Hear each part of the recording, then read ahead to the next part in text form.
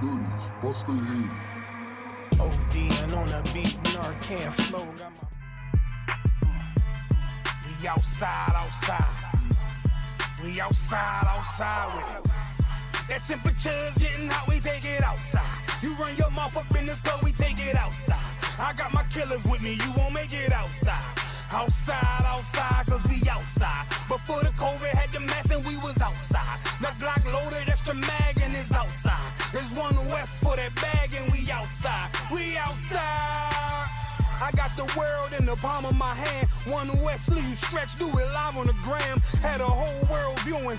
Click and subscribe. Had them niggas off the block, tell them shooters they want a job. I just put them on the payroll. When I get control them, I just mold them like they Play-Doh. Soldiers giving halos, trying to get up at them pesos. 40 cows send you out of space, Jeff Bezos.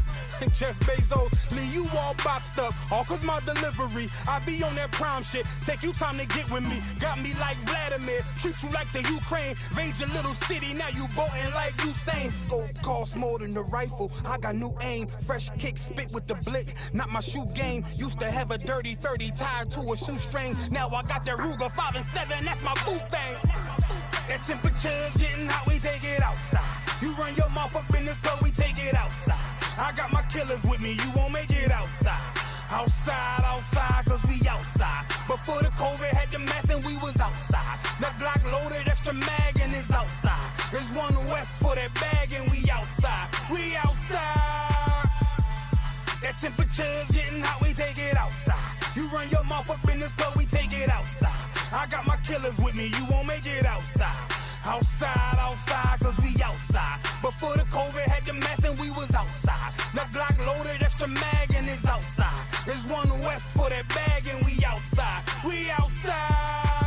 I don't talk hardly, be there when you call me. Send them Philly clippers at your head like a baldy. Chopper get to run down your block like a Harley. No, this ain't a big hog, this the big dog. In your city, swinging through the jungle like it's pitfall. In the water wading, marching to my cadence. Big bursts of thunder in my hands like I'm reading. Shitty little combat sounds, but I ain't playing. Look 'em in the eye before the war like a weigh-in. I'm up in the AM, politicking movements with that Draco from the vid because it's proven. Waiting on my brother how to bid, he ain't do shit. That's how life go. Win some, you lose. Seen a little nigga beat a big nigga out his shoes. Seen that nigga come back, pull up with a gun strap, rob everybody outside, told him run that. We outside. That temperature's getting hot, we take it outside. You run your mouth up in this club, we take it outside. I got my killers with me, you won't make it outside. Outside, yeah, we outside. Before the COVID had the mask and we was outside. My Glock loaded, extra mag and it's outside. Here's one west for that bag and we outside. Outside, yeah, we outside. That temperature's getting hot, we take it outside. You run your mouth up in this club, we take it outside. I got my killers with me, you won't make it outside. We outside, and we outside. Outside, yeah, we outside. We outside, yeah, we outside. There's one west on them corners and we outside. We outside with it. Hey, I'm just following orders. Let me get one of those slow motion pictures, bro. All right. Shalom, Israel. You live with the Israelite School of Universal Practical Knowledge.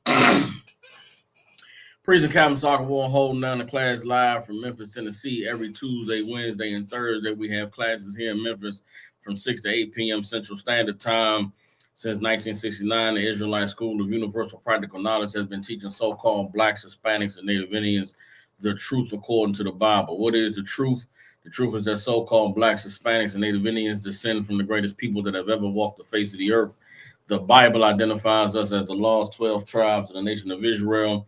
And in the year 2026, there's nothing more important than for God's chosen people to learn the truth of who we are, where we come from, and what our purpose is on this earth.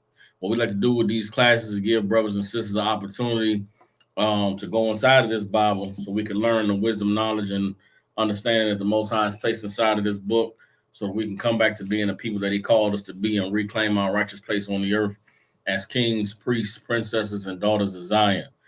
With that being said, I'd like to start the class off with questions. If any of brothers or sisters have questions online, type them in. If there's any questions in the room, just raise your hand.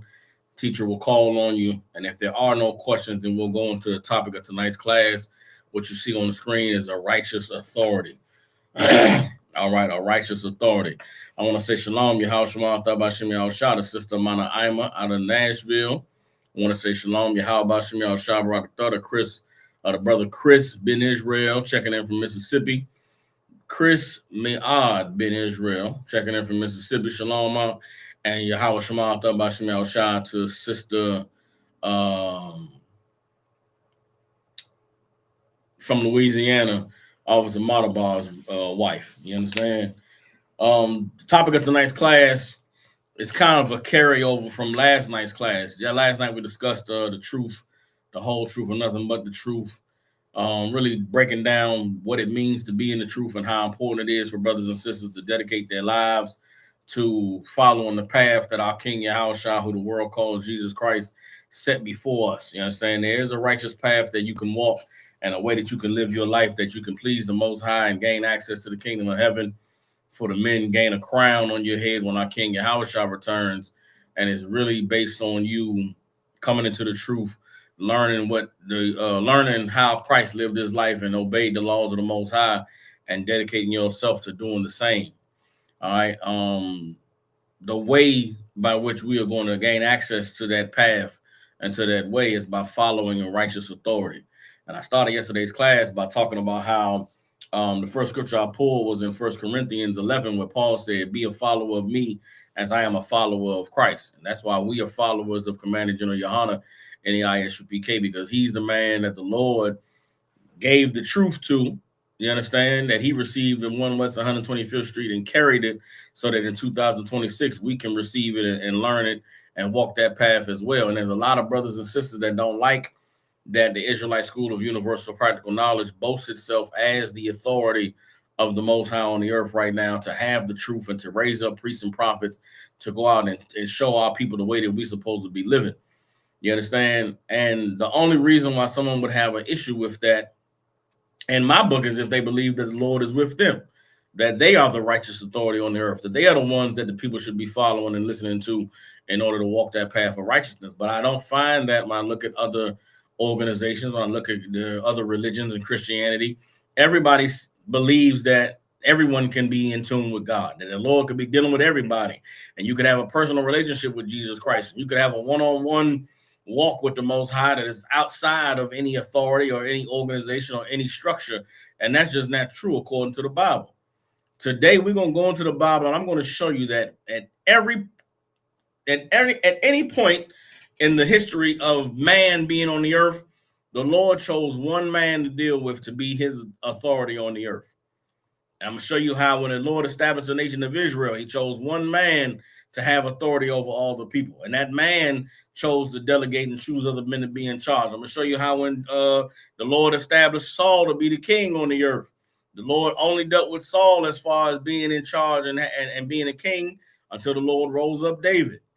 And then there was a beef during that time of who was in charge, and the Lord showed who he was with. I'm going to show you that in every generation of Israelites being on the earth, there was one that the Lord chose to be in authority, and anyone operating outside of that got destroyed. You understand? And there's no different today. Since 1969, the Most High was dealing with the priests and the prophets in the Israelite School of Universal Practical Knowledge, and he rose up those men and gave them the understanding and the wisdom that we are able to find and follow in the Bible today. And those men passed what they were taught and passed their authority down to Commander General Yohana. And when the school split and when men left and decided that they wanted to join other organizations or create other groups, that authority that the Lord established at 1 West 125th Street was passed to Commander General Yohana, and that authority is still in power today. You understand? And what made me decide to want to teach this class is there's a fake Israelite group called the Gathering of Christ Church, GOCC. And the GOCC, the leader is a man named Rakar Shiar. Rakar Shiar came up under Commander General Yohana in the Israelite School of Universal Practical Knowledge out of the Philadelphia school. And when Rakar Shiar wanted to leave the UPK and wanted to go and start his own organization, Commander General Yohana told him not to do it. that it was not in the spirit of the Most High, that it was going to be a failure, and he was going to lead a lot of brothers and sisters astray. Well, there's videos and testimonies being posted online by members of GOCC discussing how evil and horrible that organization is, and there's somebody who uncovered that a plan that the leader had to just leave the people and disappear to Africa in a year. And so now everybody who was in GOCC is all, putting out their testimonies and their horror stories. You got women who were being abused and beat by men, and all types of horrible things that was going on in that organization is beginning to come out. And our response is in the ISUPK is Commander General Yohana told y'all. He warned, he gave an order a long time ago for all so-called Israelite camps to come together, for everybody to come back home and learn to do this thing the right way, so that we could stop from brothers and sisters from being hurt and being abused and being led astray. But they don't want to recognize the righteous authority that exists in this place, and it's to their own detriment. All right, so that's what we're going to go into today. Let me say shalom, Yahweh Shema, Tabashim Shah, the sister Kapatazar down here in Memphis, and Yahweh Bashim Shah, Brakatha, officer call, checking in, all right? So the first scripture we're going to go to, let's get, see something here. Let's get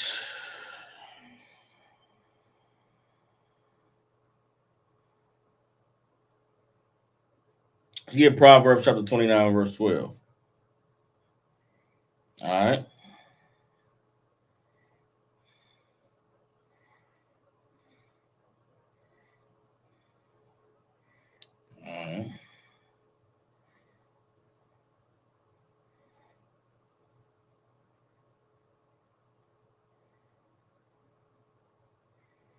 Let's get Proverbs chapter 29, verse 2.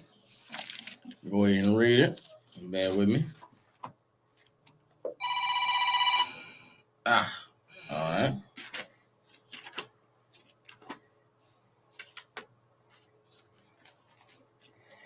Proverbs chapter 29 and verse 2. And it reads, when the righteous are in authority, the people rejoice. But when the wicked beareth rule, the people mourn. You understand? When the righteous are in authority, the people rejoice. When the wicked beareth rule, the people mourn. And this applies as large scale as you want to look at it to however small scale you want to look at it. You understand? You look at America today. The righteous are not in authority in this place, which is why the people of America mourn. They mourn about their rulership. You understand? And they're sad and depressed about the condition they're in, because the people that's in charge are not looking out for the people. They're not doing what they're supposed to do. You look at brothers and sisters who are in the Christian church and the Muslim mosque. Those brothers and sisters are mourning. Their lives are not what it's supposed to be. Their lives are not a reflection of what you read in this Bible. Why? Because the people that are leading them are not righteous. You understand? Then you look at the Israelite School of Universal Practical Knowledge. I've been in the truth for a number of years. And in my time in the truth, man, I've had ups and downs, and I've gone through different things in life. But what I could never say is that the leadership in this school was not always present and available for me for help. You understand? If you're a brother or sister out there, whatever you're going through in life, whatever you're dealing with, you pick up a phone and call, or you pick up the phone and text. There's someone in the ISUPK that's going to answer your call. They're going to respond to your text. I don't care. There's brothers and sisters that leave the school. They leave this body and go and be somewhere else and living their life and doing their thing. Then when the world breaks them, when running from the Lord breaks them, they pick up the phone and they call. And you know what we do? We answer. We answer, shalom, my Lord in Christ. What's going on with you? Oh, sir, I've been jammed up, man. I haven't checked in a while. I went to do this thing, went to do that thing. And, man, the Lord is breaking me. What do I got to do to get right, sir? Listen, you know what you got to do. You got to come back in here and rededicate yourself to serving the Lord. There's sisters that come into school, they leave the school. They didn't get the husband they wanted, or things didn't go their way. They leave and life start to hit them, and they going through it. They call and Ask for help. Salakia, sir, I've been away for a while, but I need some help. I'm trying to get back, trying to do this and that. We will answer your problems. We will give you the solutions that you need. That is because the righteous are in authority here. There's not a brother or sister that I've known been in coming to the truth and stand in the truth that never get solutions to their problems, never get answers to the questions that they have. Now, the solution may not be what you think it's going to be. It's a lot of married women out there. They going through situations in their relationship. They call the school for help. Can you help me with the brother? He's, that he with his other wife. He's doing this and that. And I know a lot of times sisters think that because they made the phone call, they think this place is like the white man, where whoever called the police first is going to get the help they need. Police going to be on their side. That's not how it works in here. You call and you got an issue or a problem in your relationship. We need to understand the full scope of everything that's going on. We need to hear both sides of the story. Most importantly, usually in a relationship, when there's issues and there's problems, everybody is accountable. Meaning what? You're a sister and you having a problem in your relationship, you got to examine yourself and ask yourself, what am I doing wrong? Or what am I not doing that's making this situation bad? How can I be a better wife? How can I, make things smoother at home? Then the brother got to be talked to, and the brother got to say to himself, well, damn, am I being am I being loving and caring? Am I making sure that I'm giving her what she needs? You know what I'm saying? She does do what I asked her to do and this and that. Maybe I do need to spend more time. But a lot of the times when you call to get help, the answer that you get is not the answer that you wanted or the answer you were looking for. You've got to accept that this righteous authority is telling you the right thing, and then you got to be able to take accountability and then do what you're told to do. I say all that to say, I don't know one brother or sister that's ever called and gotten counsel that regretted it. I don't know one brother or sister that's ever been told to do something by the school and they did it and then had a complaint about it. Why? Because when the righteous are in authority, the people rejoice. But when the wicked beareth rule, the people mourn. You understand? I can't speak for anywhere else. I can speak for the people that are in the ISUPK and the Commander General Yohana. We rejoicing in here. We thanking the Most High every day for our lives because he delivered us into the truth. I can't speak for anybody outside of here. I can't tell you that everybody in the Christian church is, rejoicing. I can't tell you that everybody in the fake Israelite group is rejoicing.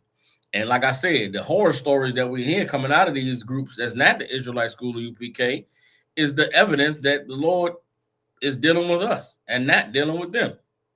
Everybody understands.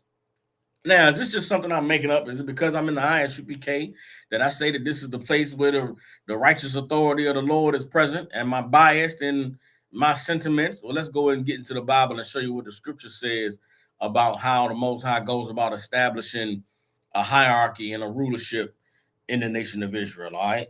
First of all, we're gonna go back into the book of Exodus. All right. Let's get hold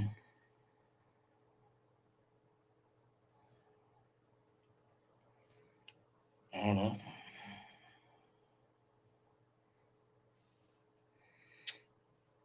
Let's get Deuteronomy chapter 1.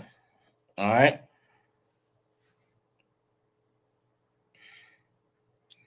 Deuteronomy chapter 1. Hold on.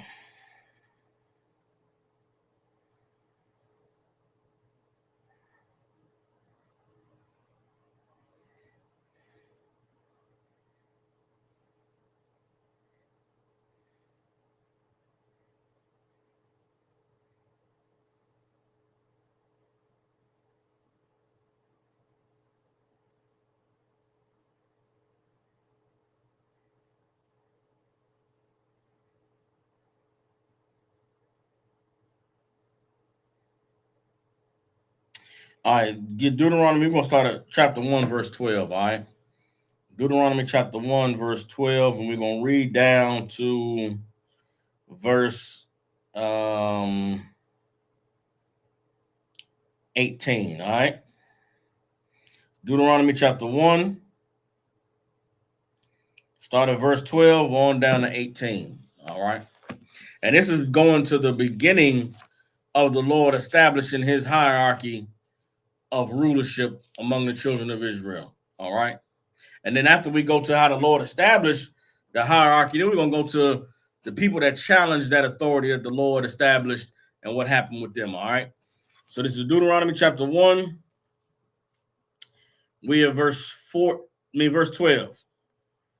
It says, how can I myself alone bear your cumbrance and your burden and your strife? Now, who is this speaking? This is Moses speaking to the children of Israel. Right. And he's saying, how can I alone bear all the burden of being over such a great nation of people? Right. The previous verse, you read verse 11, Moses talks about how he prayed the Lord would multiply us by thousands and we would grow as a nation. Then he said, how can I alone bear the cumbrance of your burden and your strife? I mean, how can I deal with being over all of these people? Verse 13, take you wise men and understanding and known among your tribes, and I will make them rulers over you. So guess what? The Most High gave Moses authority over the children of Israel. The Lord used Moses to bring us out of Egypt. The Lord used Moses to perform miracles, to destroy the Egyptians and to show his power to the children of Israel. And then once we got ourselves, on the road, Moses said, look, man, this is a large nation of people. How can I be over all of you all? Then Moses used the authority God gave to him to delegate authority to other men. You understand? Moses understood this is too great a number of people for me to rule over. Let me find some other men that can help out in this responsibility. And that's verse 13. Take you wise men and understanding and known among your tribes, and I will make them rulers over you. And ye answered me and said, the thing which thou hast spoken is good for us to do. Moses gave an order and the people agreed. So what did Moses do? Deuteronomy 1:15. So I took the chief of your tribes, wise men and known, and made them heads over you, captains over thousands and captains over hundreds and captains over fifties and captains over tens and officers among your tribes. Moses is the one that chose who was going to rule over us. Moses delegated his authority to men that were under him. Guess what you don't see happening here? You don't see the people voting for a ruler. You don't see the people coming together saying, Moses, this is who we want to be a chief over us. This is who we want to be a captain over our tribes. Moses took the authority that was given to him by God over the children of Israel, and Moses chose other men to aid him in his leadership, aid him in his responsibility of ruling over the people. The government of Israel was not established as a democracy. You understand? It was a meritocracy, meaning you got rulership based on your merit. Moses chose the men he chose because what? Because of their experience, because of their wisdom, because of the respect they had among the people. But it was decided from the top down. Rulership in Israel gets decided from the top down.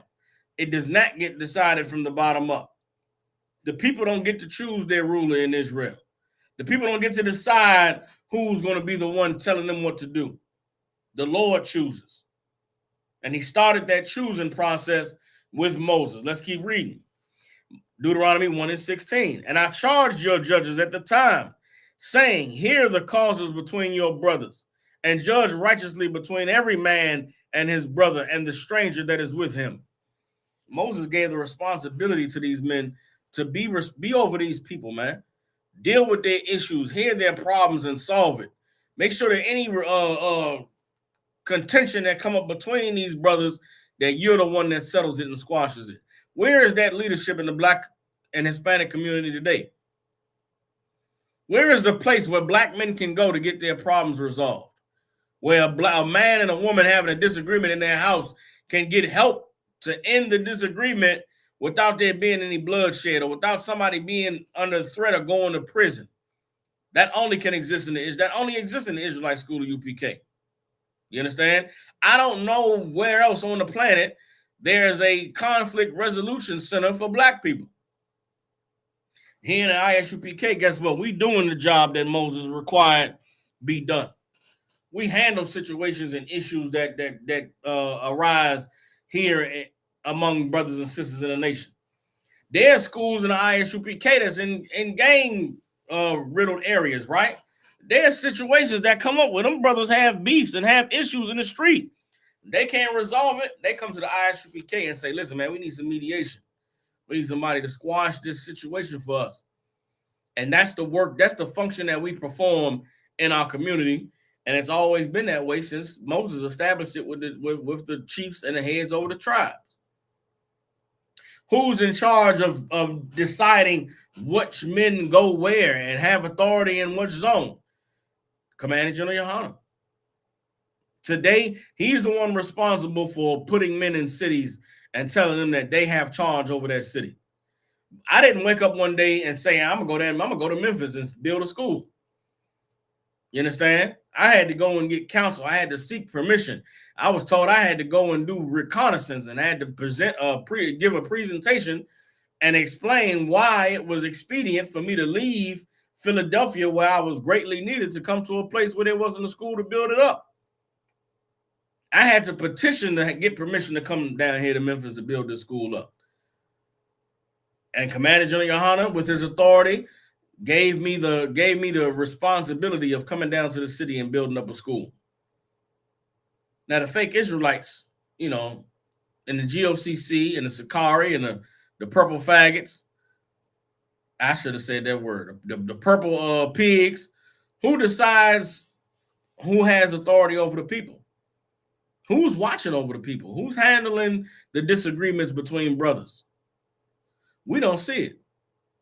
What we see is in those different groups and organizations, when they have issues and problems, they come to us.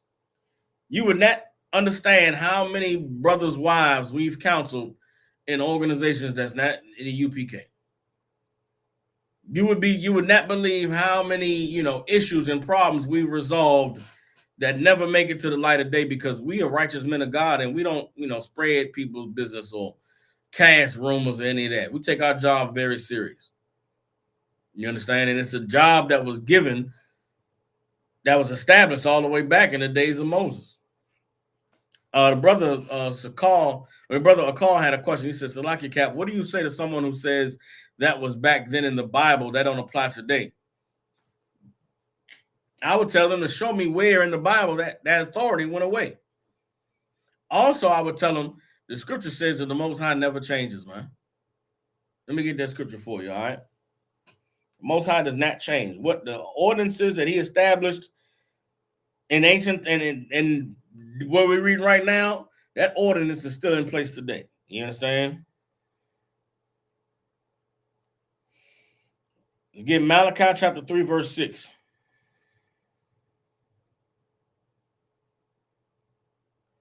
This is a perfect scripture. Perfect scripture. All right. Malachi chapter 3, verse 6. We're going to read verse 7. All right. It says, for I am the Most High. I change not. Therefore, ye sons of Jacob are not consumed. Even from the days of your fathers, ye are gone away from mine ordinances and have not kept them. Return unto me, and I will return unto you, saith the Most High of hosts. You understand? The Lord said, I'm the Most High. I don't change. Everything that I set up, the ordinances that I put in place, y'all haven't followed them. But if you will return to my ordinances, if you return to following the way that I set up for you, then I'll return to you. Guess what? The Lord has returned to us in the Israelite School of Universal Practical Knowledge. He's given us back our wisdom and our understanding of how to deal with conflict, of how to resolve issues, of how to judge the matters between a brother or a sister, between two brothers, between two sisters, between a mother and her children, a father and his children, a father and his son. The Lord has given us the wisdom and the knowledge to be able to handle those things. And that's why they get handled in the UPK. Go to anybody who you know that's ever left the school. You'll never hear them say that the structure of the school wasn't there for them to resolve their issue. There's no one that can ever say, yeah, man, I called to get some help and they wasn't there for me. The most they can say is, yeah, nah, they wasn't, they didn't hear my point of view, or they weren't empathetic to my situation. The Lord don't call for us to be empathetic to your situation. In fact, the Lord calls for the opposite. Let's read on and see what Moses said as he gave orders for them to be in judgment and to be responsible for settling disputes. Let's read, go back to Deuteronomy 1. Read Deuteronomy chapter 1, verse 17. Ye shall not respect persons in judgment, but ye shall hear the small as well as the great. You shall not be afraid of the face of man, for the judgment is the Most High's. And the cause that is too hard for you, bring it unto me, and I will hear it. And I commanded you at that time all the things which you should do. You understand? Moses gave us to understand. Moses gave them the order not to be respecters of persons. Just because you come to get help just because you come with a grievance doesn't mean you're right. And unfortunately, everybody believes that they're right. So when a grievance comes up and things don't go their way, people are quick to want to blame the school, want to blame the structure, want to blame the judgment. Listen, you're not mad at us, you're mad at the Lord. You bring a dispute and you get told that you were wrong, you got to accept that, brother. You got to take low. Because if not, you're not fighting against the authority of these men. You're fighting against the authority of the Lord. And it's important that brothers and sisters understand that. All right? So let's jump that. The Lord established his authority over the children of Israel with Moses. And Moses delegated that authority to others to be over the people, to give them the more personalized, close-knit authority. Everybody understands. Now, what happens when the people didn't respect Moses' authority? Let's get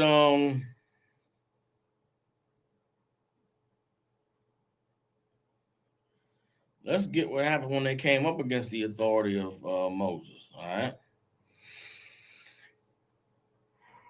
Bear with me.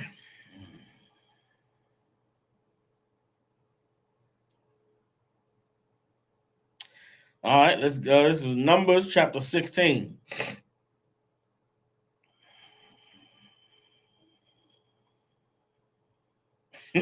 It's crazy. This is an amazing story. Every time I read it, it's amazing that these cats thought that, they thought themselves suitable to rule over the children. So they came up against the Moses. And understand, what we're about to read is what happens to this day.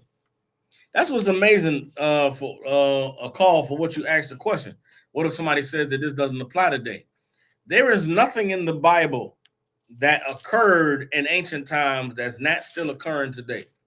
There's not a situation or a circumstance that men and women of God faced in the Bible that we aren't faced with today. And today, the nation of Israel has a crisis in leadership. We have a crisis of authority. We have a problem acknowledging who we should follow and who should be leading us. And the reality is, the men that we should be following and the men that should be leading us, God established them. But the majority of people don't want to accept that authority. They don't want to accept that those men are the ones that were established, because those men require what God requires. We're not going to give you sweet words and sing songs and play I Love Jesus in the mouth music. And guess what? That immediately makes a lot of people say, I can't go to their school. I can't worship in their church, because the reality is a lot of religious people don't want to obey God. You brothers and sisters that tune into these classes and sit in here for 90 minutes, sit in here for 2 hours and listen to these breakdowns and take notes and add value to your life and your walk with the Most High. You know how rare you are? You know how unique you are on the planet, that you would dedicate 90 minutes out of your day to sit here and listen to me talk about the Bible and talk about God? The majority of people are not serious at all about the Most High. They're not serious at all about getting their life in order and being who God called them to be. Most people are just trying to impress other people. That's why they go to church. That's why they catch that Holy Spirit. Oh, come on. And they shake and they jump in church because they want everybody to be like, oh, yeah, they got the Spirit, man. The Lord with them. We ain't about that in here. We about becoming who God called us to be. And in order to do that, you're going to have to accept some things you don't like. You're going to have to face some hard truths about yourself and decide, am I going to fight that thing out of me that God doesn't like? Or am I going to blame God or choose a different God? That's what it is in here. You understand? So when we're reading about the Most High set up Moses to be an authority. Moses performed miracles and led the children of Israel out of Egypt. And there were some people that didn't like that. Why? Because in Egypt, they had power. In Egypt, they had influence and they had authority. Here come this nigga Moses out of nowhere, disappeared for 40 years in the wilderness, was a criminal according to the Egyptian laws, and now he done led us out here into the desert. There were some people that didn't like the idea that Moses was in charge. But let's look at this and see how they spoke to Moses. Let's see if they came and said, yeah, nigga, we don't want to listen to you. Or if they tried it another way. And this is the way fake Israelites talk about, the Lord being with them.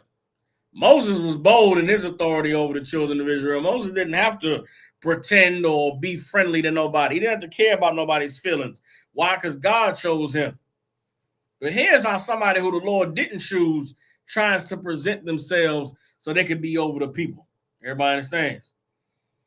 This is Numbers chapter 16, verse 1.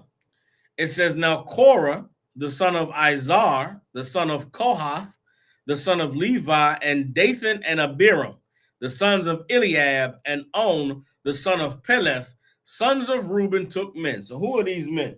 All these men are Reubenites. They from the tribe of Reuben.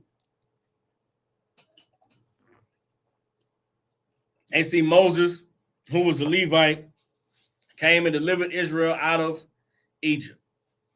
These men of Reuben is looking at Moses like, man, well, let's find out how they're looking at Moses. Numbers chapter 16, verse 2. And they rose up before Moses with certain of the children of Israel, 250 princes of the assembly, famous in the congregation, men of renown. How are these men famous and how are they men of renown? These are men who had a name in Egypt.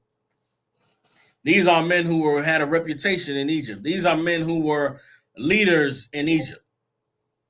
Today, these men would be your politicians. They would be your athletes, your entertainers. So these sons of Reuben got 250 niggas that was famous in Egypt, that had influence over the people in Egypt. And they came before Moses. Let's see what these men came before Moses to do. Verse 3, and they gathered themselves together against Moses and against Aaron, and said unto them, ye take too much upon you, seeing all the congregation are holy, every one of them, and the Lord is among them.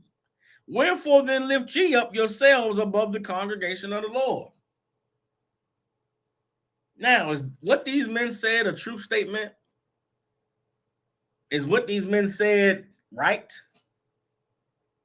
Read it one more time. These are the men that are challenging Moses' authority, that don't understand why we got to follow this man. Here's what they said. Numbers 16 and 3. And they gathered themselves together against Moses and against Aaron and said unto them, ye take too much upon you, seeing all the congregation are holy, every one of them, and the Lord is among them. Wherefore then lift ye up yourselves above the congregation of the Lord. If we all holy, if the Lord is dealing with all of us, why are you in charge? What's the answer to this question? What's the answer to the question that they're asking? We're all holy. The Lord is dealing with all of us. Why are you in charge? That's what they say to us today in the Israelite school of UPK. They say, why y'all say y'all the only ones with the truth? What makes you think God is only dealing with the UPK? God is not only dealing with the UPK. What's the answer to that? Is God dealing with everybody? Is everybody holy in the nation?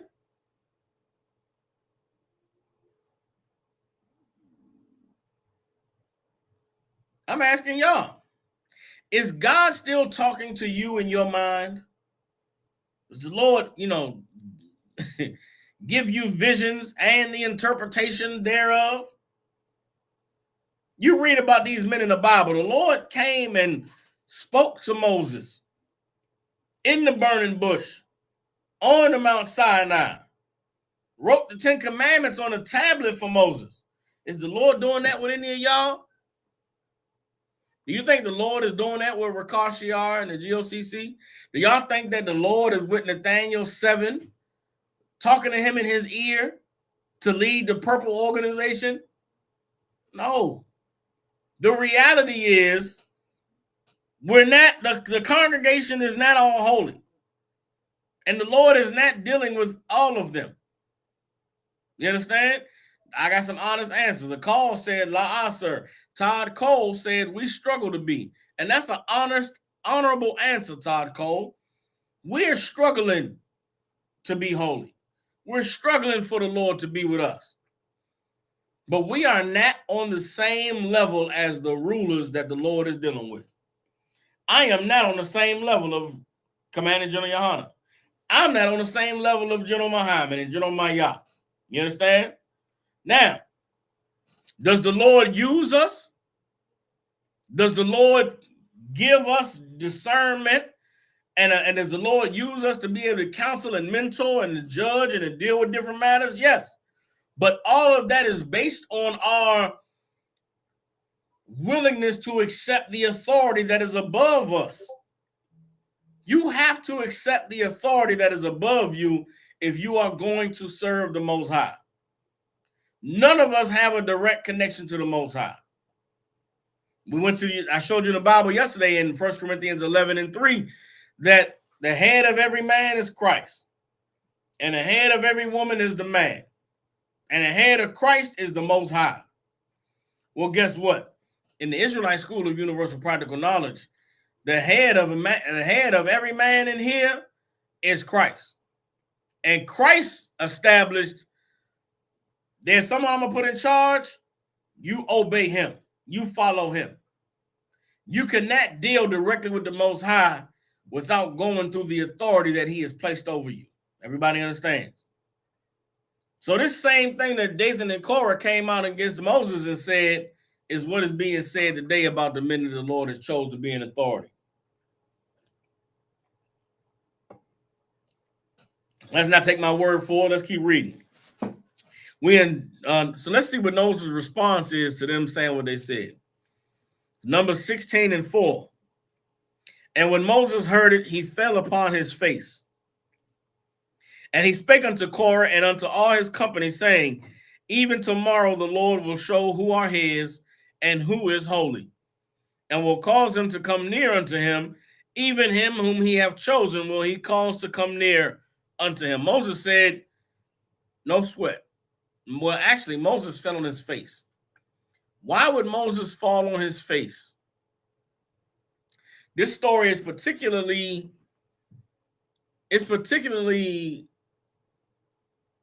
what's the word I'm looking for?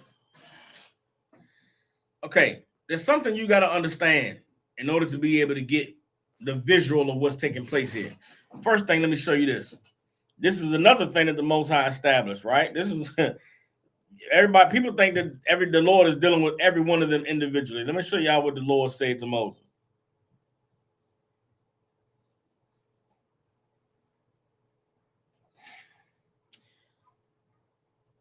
Hold on. Hold on.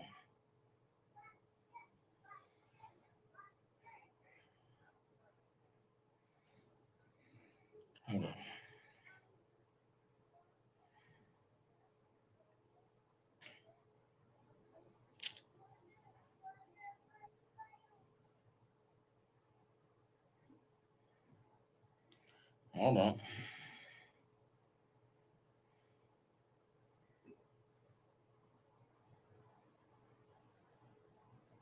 All right, this is Exodus chapter 4 and verse 15. All right. Exodus 4 and 15. This is the relationship that Moses had with Aaron, right? If you can understand the relationship Moses had with Aaron, then you'll understand the relationship that Moses had with everybody else. Let me show you, let me show you how this is. Because the audacity of people today to think that they don't need to respect the authority of the men that God has set up in the earth shows just how little they know about the Bible and understand the God of this book. All right. This is Exodus chapter 4, verse 15. It says, "And thou shalt speak unto him, and put words in his mouth, and I will be with thy mouth, and with his mouth, and will teach you what you shall do. And he shall be thy spokesman unto the people, and he shall be even to thee instead of a mouth, and thou shalt be to him instead of God." When the Most High first sent Moses to go and talk to Pharaoh and to speak and to say, "Let my people go," Moses was afraid to go before Pharaoh because Moses had a speech impediment. Moses said, "I'm slow of speech. They're not going to understand me." Moses had what we would call today a stutter, right? Well, Moses didn't speak all the way clear, so Moses was concerned about that. The Lord told Moses, "Your brother Aaron is coming. And what I want you to do is you're going to talk to Aaron and tell him the things to say, and Aaron is going to talk to the people. And Aaron will be to you as a mouth, and you'll be to Aaron as God." Meaning what? The Most High never spoke to Aaron. The Most High never said anything to Aaron. But the Most High spoke to Moses, which means what about Aaron? Aaron's faith had to be amazing in that he never heard no voice of the Lord. He's standing there with Moses. Moses hear a voice talking to him. Aaron standing there looking at Moses. Moses whispers to Aaron what the Lord says, something. Then Aaron goes and speaks to the people. So when you're reading the book of Exodus, when you're reading Numbers and Deuteronomy, Moses is not saying anything out loud to anybody. Nobody ever heard Moses speak except for Aaron. So Moses and Aaron is standing there. Let's go. I need you to understand this. Moses was to Aaron as God, and Aaron was to Moses as a mouth. So when Moses went to speak before the people, Moses is whispering in Aaron's ear. Something. Aaron is talking to the people, and God said something. And the people looking like, okay, all right. Then Moses whispers something else, and Aaron standing there, he listening to Moses, huh? Moses finished talking, Aaron go, and the Lord said this. So let's go back to Numbers chapter 16.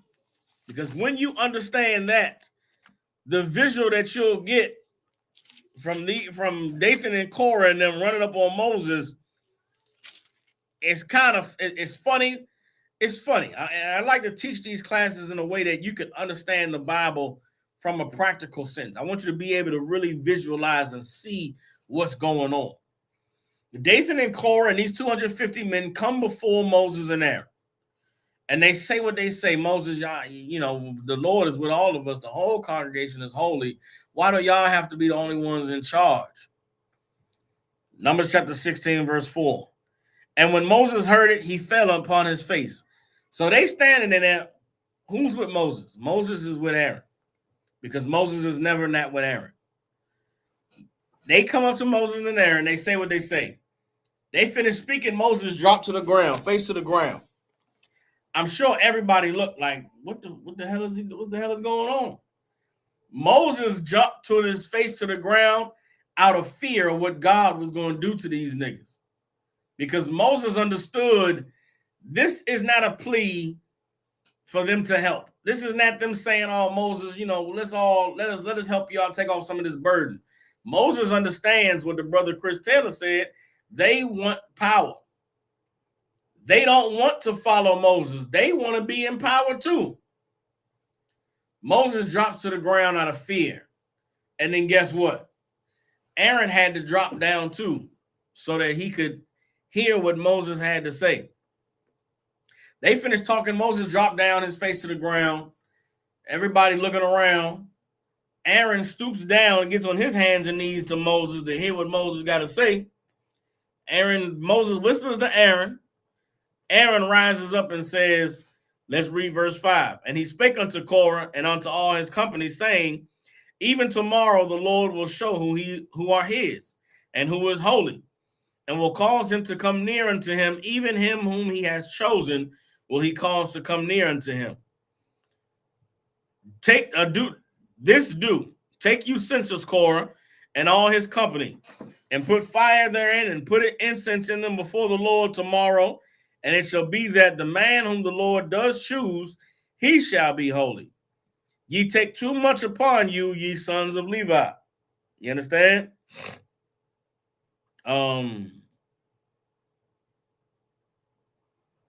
Let's keep reading. And Moses said unto Korah, hear, I pray you, ye sons of Levi. Well, okay, so Korah and them must have been sons of Levi. Let me see something.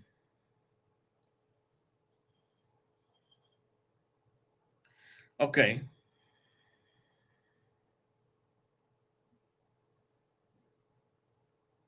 Okay, let's keep reading.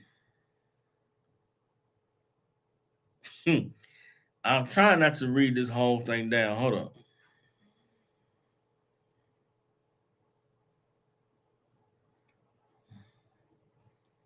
Bear with me, y'all. Hold on.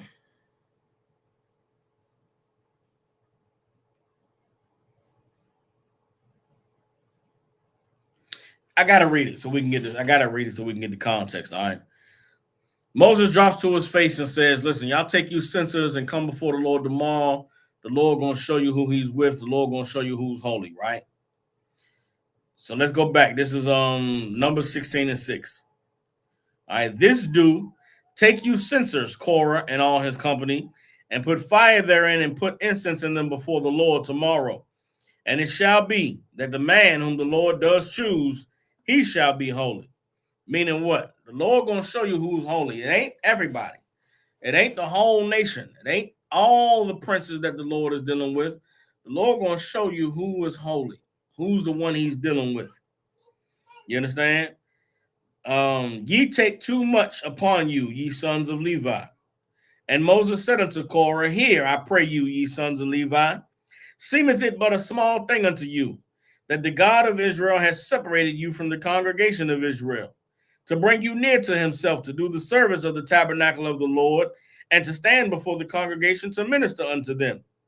And he has brought thee near to him, and all thy brethren, the sons of Levi, with thee. And ye seek the priesthood also, meaning Moses is saying the Lord then gave Levi everything. You got the services of the Lord, you got the rulership of the people. The Lord then brought you close to him, and now you seeking the priesthood also. What enough the Lord gave you all this? You want my seat too, meaning you want Moses' seat, the leadership seat? Verse 11, for which cause has thou and all thy company are gathered together against the Lord? And what is Aaron that you murmur against him? And Moses sent to call Dathan and Abiram, the sons of Eliab, which said, we will not come up. So Moses went and called to the other men. They said they would not come up. Verse 13, is it a small thing that thou hast brought us up out of the land that flows with milk and honey to kill us in the wilderness? Except thou make thyself make thyself altogether a prince over us, meaning what? These foolish niggas missed Egypt. They missed the rules of Egypt. They missed the lifestyle of Egypt. And they looked at Moses delivering them out of the wilderness as though Moses did it just so he could have power, just so he could have authority. Why? Why would anybody look at Moses and say, man, that nigga greedy. He just want to be in charge. He just want to rule over everybody. I need somebody to answer this in the class. Shalom, Yahushua Tabashim Yahushua, Sister Shakaya checking in. Shalom, Yahushua Tabashim Yahushua, Sister Kasar Wana. My question, I need somebody to answer. Why would these men think to themselves, that nigga Moses just want to be in charge?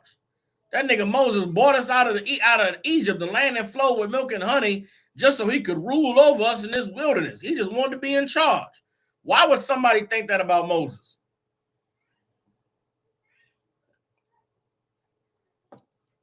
See, the Bible is so amazing in that the Lord give us life lessons in these scriptures.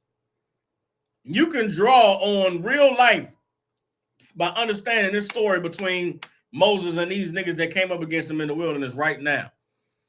I ain't getting nobody chiming in online. So for time's sake, I'm going to give it to you.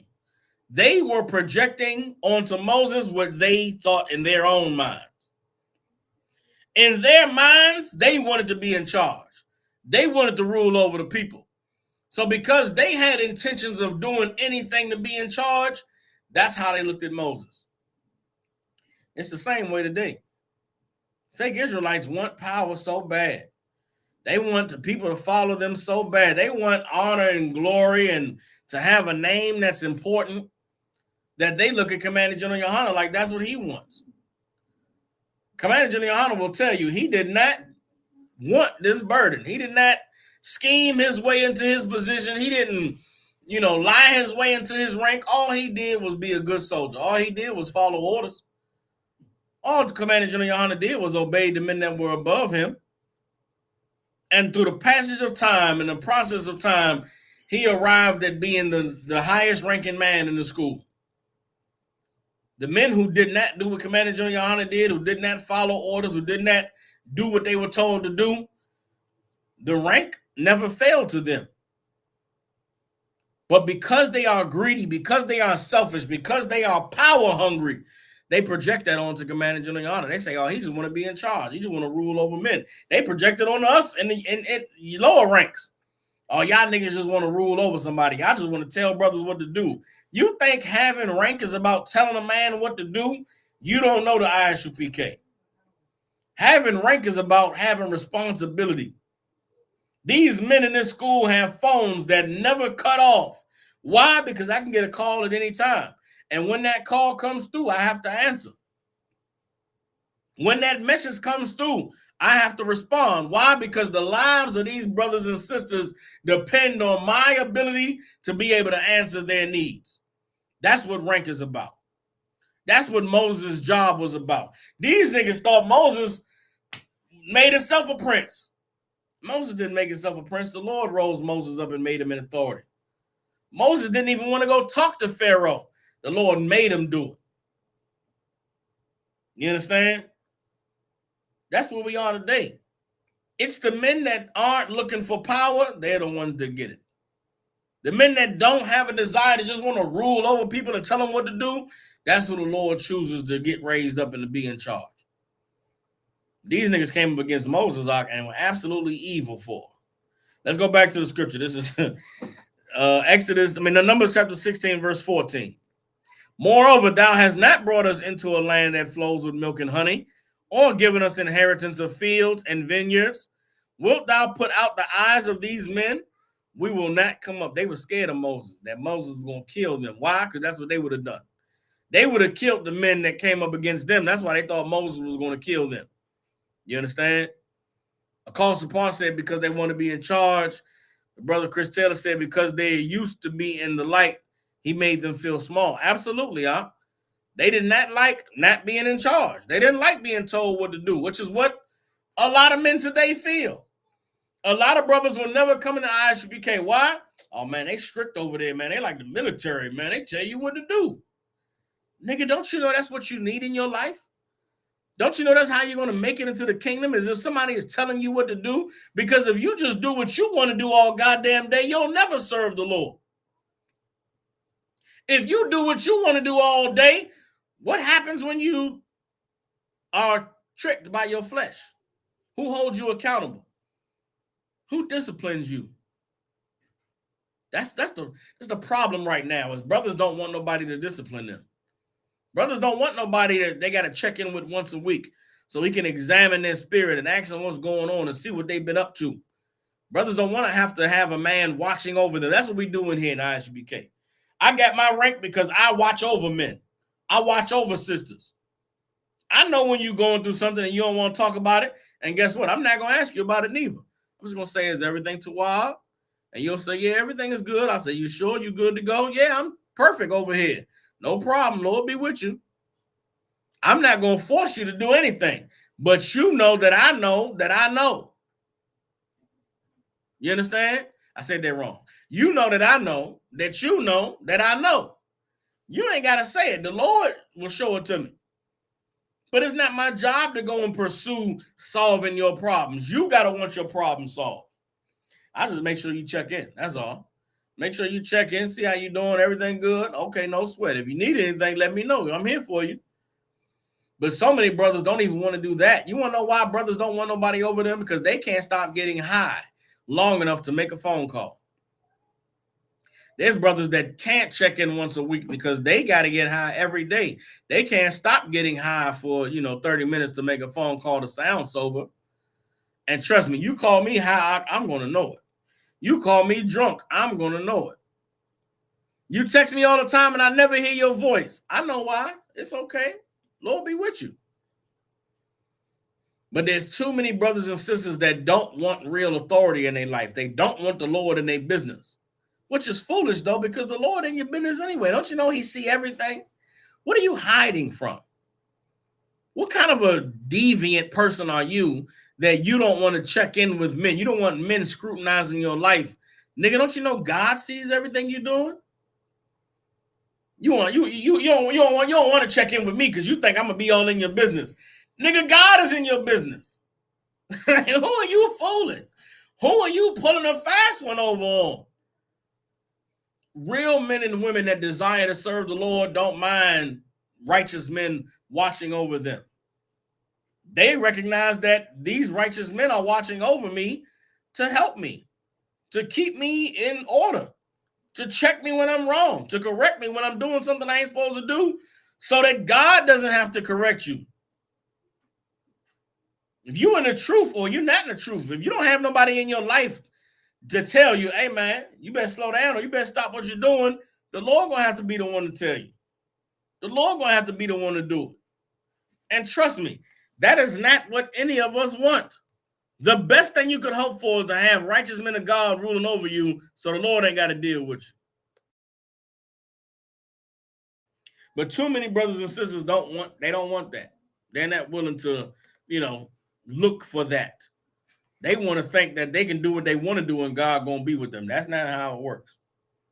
Let's keep reading about these men that came up against Moses, all right? This is Numbers chapter 16, verse 15. It says, and Moses was very wroth and said unto the Lord, respect not their offering.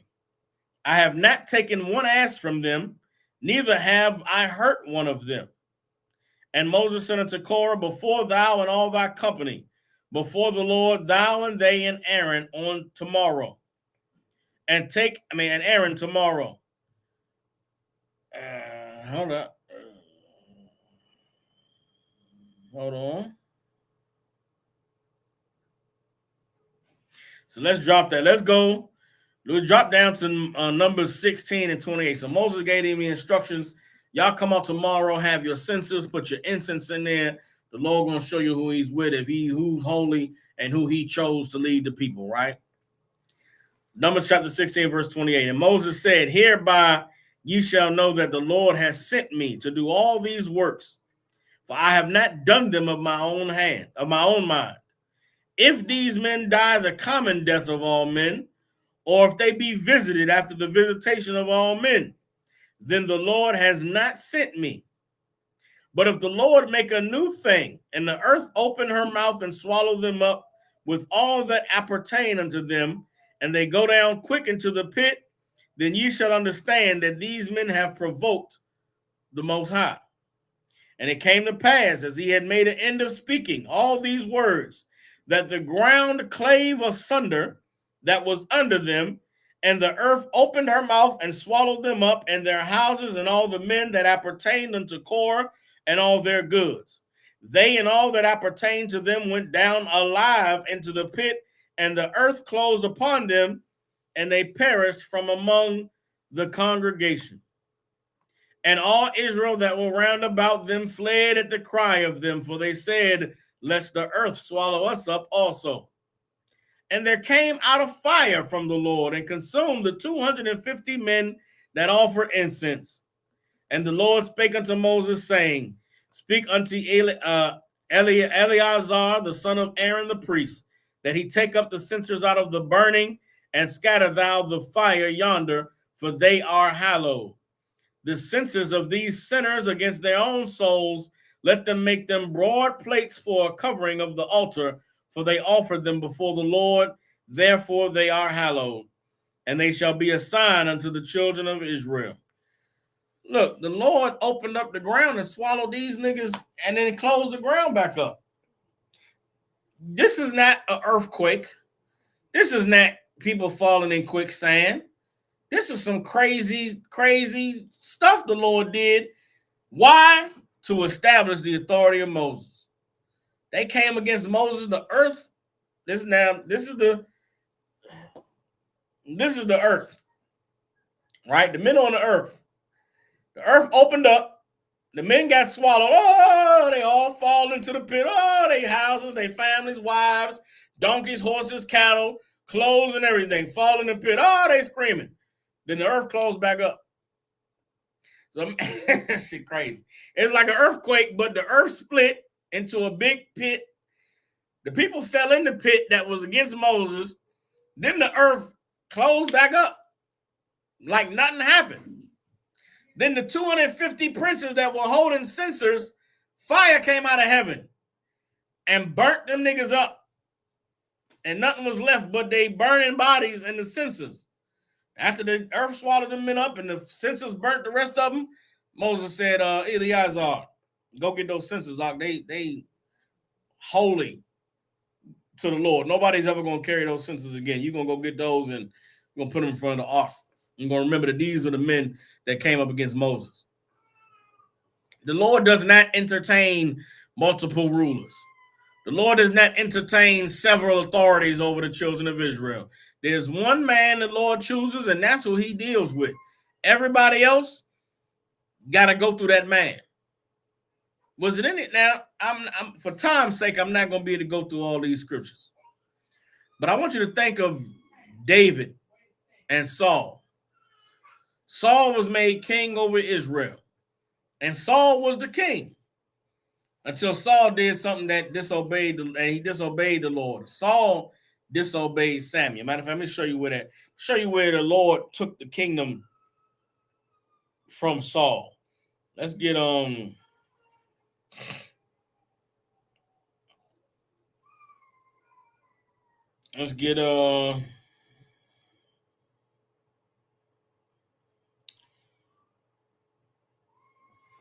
First Samuel.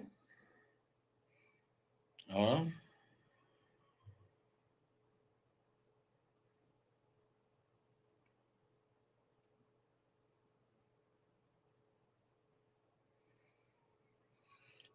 Hold on.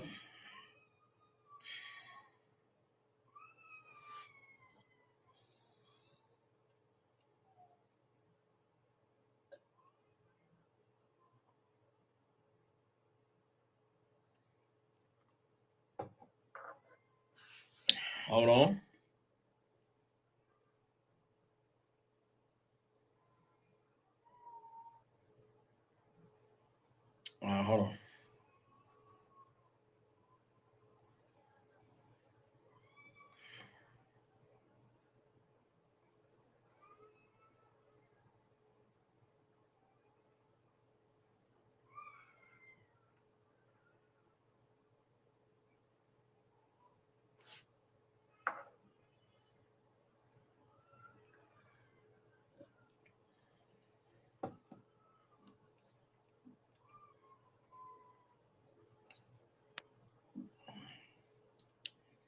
Hold on.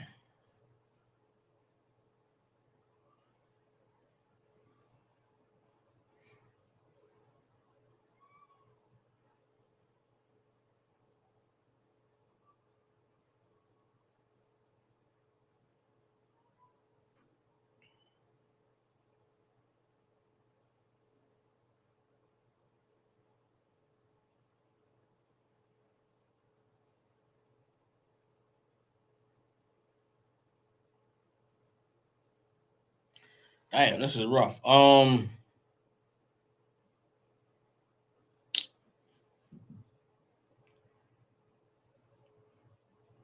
right.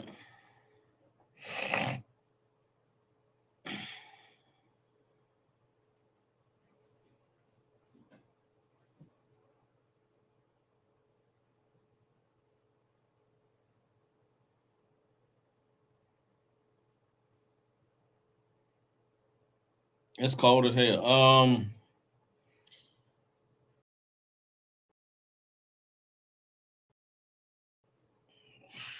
Give First Samuel chapter 15.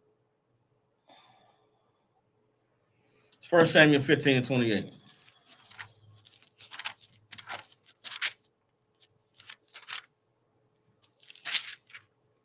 First Samuel chapter 15, verse 28. All right. Now, Saul was the man that the Lord chose to be king. Right? Samuel anointed Saul. Saul was king over Israel. Then Saul was sent out by the Lord to go against the Amalek. Saul went out against Amalek, and he was given strict orders to kill Amalek and everything of their possessions. Meaning, Saul was supposed to kill all of the Amalekites, all their possessions, belongings. They were supposed to burn it all down. Saul did not do that. Saul went and saw that the Amalekites had a lot of wealth, a lot of horses and sheep and cattle. And Saul said, man, look, we're going to take some of this back home with us. And when he came back before Samuel, the Lord had told Samuel what Saul did. Meaning what? Saul was the king, but who was God talking to? God was talking to Samuel. God was not talking to Saul. Which goes to show you, even when a man was made the king, the Lord's authority never left from the man that he chose, which was Samuel. Everybody understands? So let's read what Samuel told to Saul.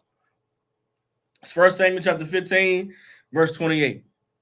And Samuel said unto him, the Lord has rent the kingdom of Israel from thee this day, and has given it to a neighbor of thine that is better than thou.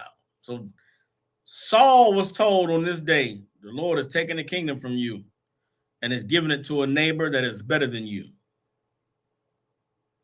Verse 29, and also the strength of Israel will not lie, nor repent, for he is not a man that he should repent. The Lord is not going to change his mind. He's not going to repent. He's not going to go back on what he determined. Meaning what? Samuel was telling Saul, it's over for you. There's nothing you can do to get it back. So Saul at this moment knew that he was no longer king. If somebody else was going to be made king. Did Saul accept what Samuel told him? No. Saul did not accept what Samuel told him. Saul fought against what Samuel told him to the point of a civil war. A civil war was waged between the house of Judah and the men that followed David, and the house of Benjamin and the men that stood with Saul.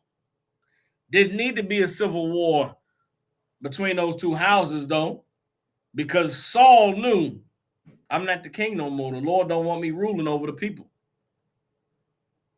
Now let's go to when the next king was chosen. Let's get hold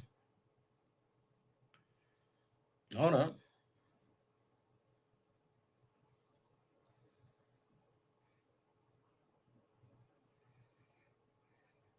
Let's get 1 Samuel 16 and 13 now. Let's get 1 Samuel 16 and 13.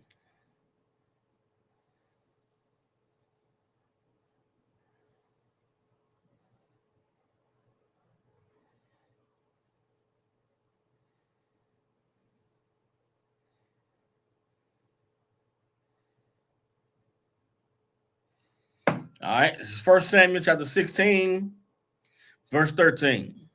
It says, then Samuel took the horn of oil and anointed him in the midst of his brothers. And the Spirit of the Most High came upon David from that day forward. So Samuel rose up and went to Ramah. But the Spirit of the Lord departed from Saul, and an evil spirit from the Lord troubled him. And Saul's servant said unto him, Behold, now an evil spirit from God troubleth thee. Everybody understands?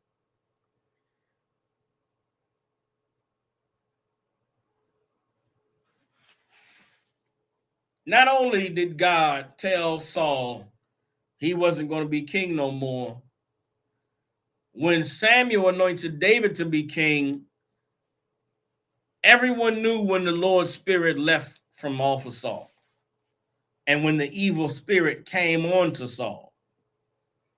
You understand? This was not something that was secret or private or nobody knew or understood. Saul's servants knew the moment the spirit of the Lord left him and the evil spirit came on Saul.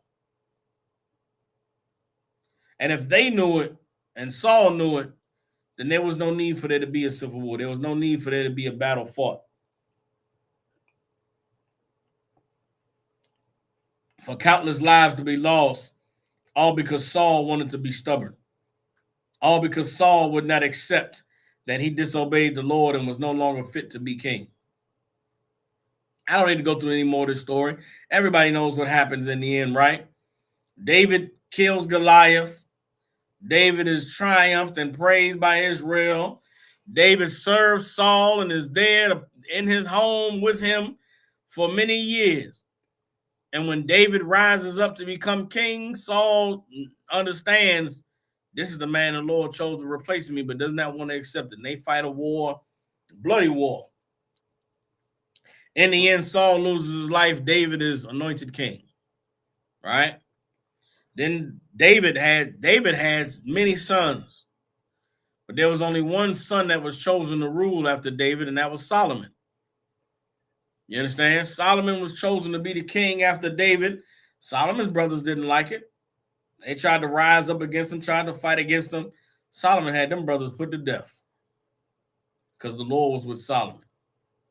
And you go on down to the New Testament. When Christ is born, Christ walks the earth. There were several camps on the earth when Christ was alive. Somebody that's in the chat, tell me who else had authority in Israel when Christ was walking the earth?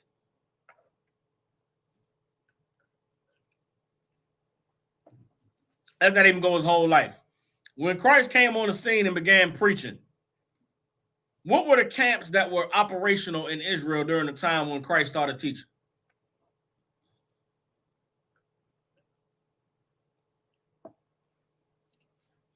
Somebody tell me, who were the camps that were operating in Israel when Christ began to teach? Shekiah says Caesar. Caesar had authority in the days when Christ was on the earth.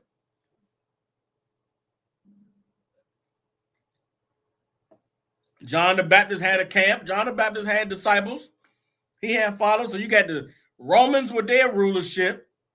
John the Baptist with the men that was following him. Who else had authority? Who else had a camp when Jesus walked the earth?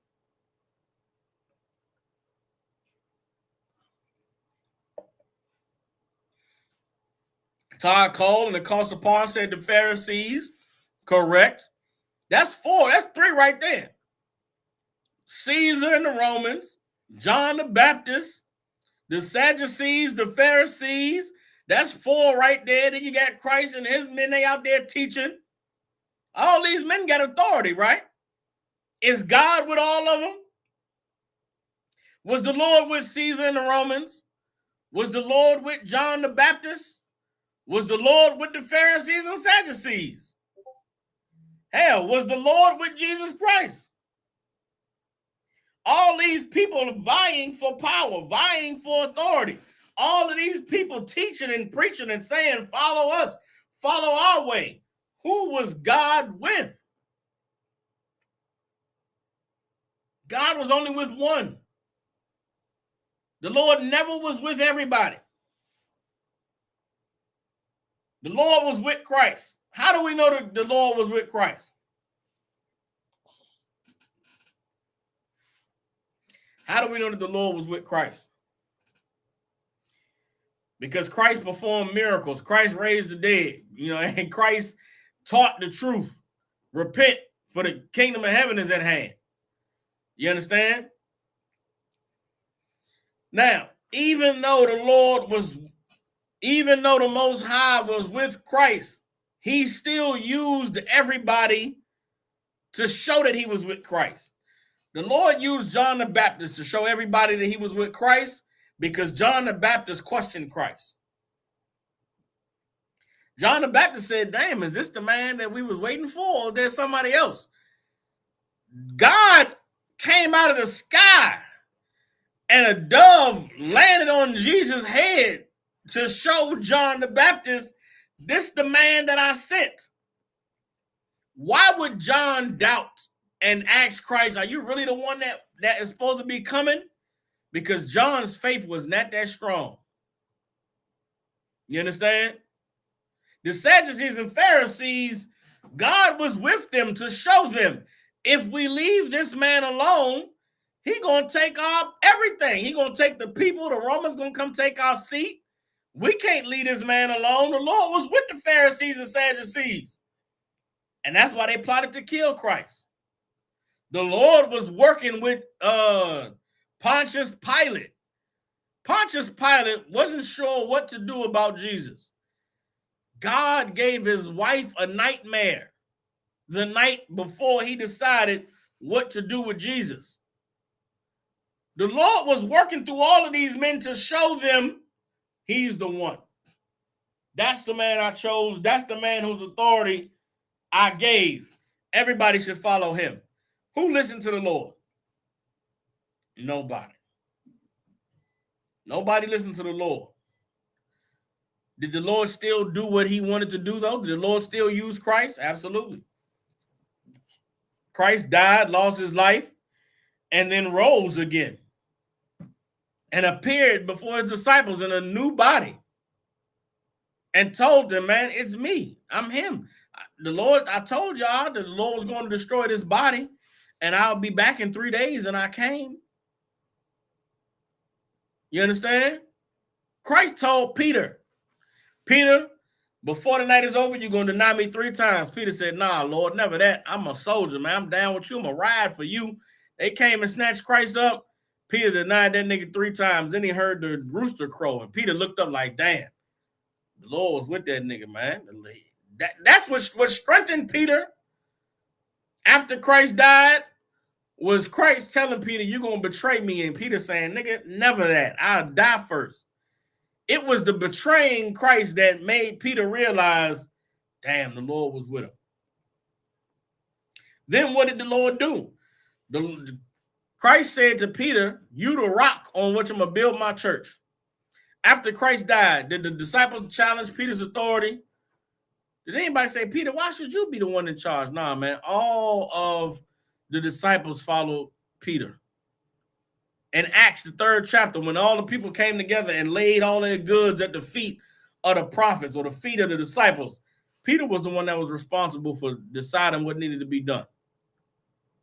Later on in the book of Acts, the 14th chapter, there's different schools being set up, different men given authority. Peter's the one deciding who's going to be in charge of what. Peter was the man that took the authority after Christ died. And Peter raised men up to have that authority, and that has maintained on the earth since that time. That same authority that the Lord has given the men to be in charge of the nation, to stand for righteousness and judgment, you understand, and the spirit of the Most High in Christ in the earth, it has never ceased since the days of Peter. And guess what? It's alive today. That spirit rests in the Israelite School of Universal Practical Knowledge under Commanding General Yohanan. And it's been that way since 1969. Before it was Commanding General Yohanan, it was the heads of the school, 7 heads. Those men decided that they were going to share the authority. They passed it on down till it landed on Commanding General Yohanan, and he's the one that has it today. And you ain't got to believe it. You ain't got to trust what I'm saying. Again, what's happening in the earth today is no different than any other time.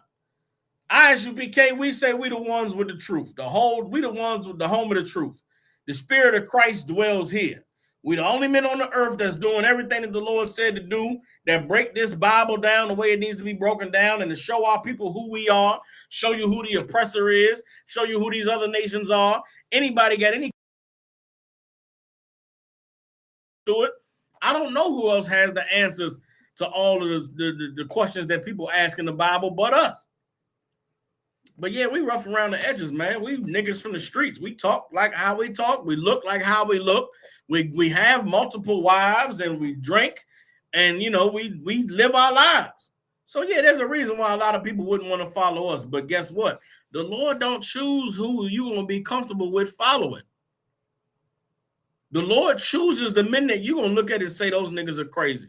Man, I came in the truth in 2010. It's 2 years after Barack Obama became president.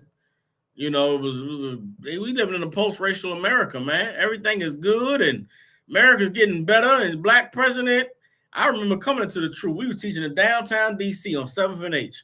I missed that camp down there, man. 7th and H is right outside of the China Gallery Place Chinatown Metro Station.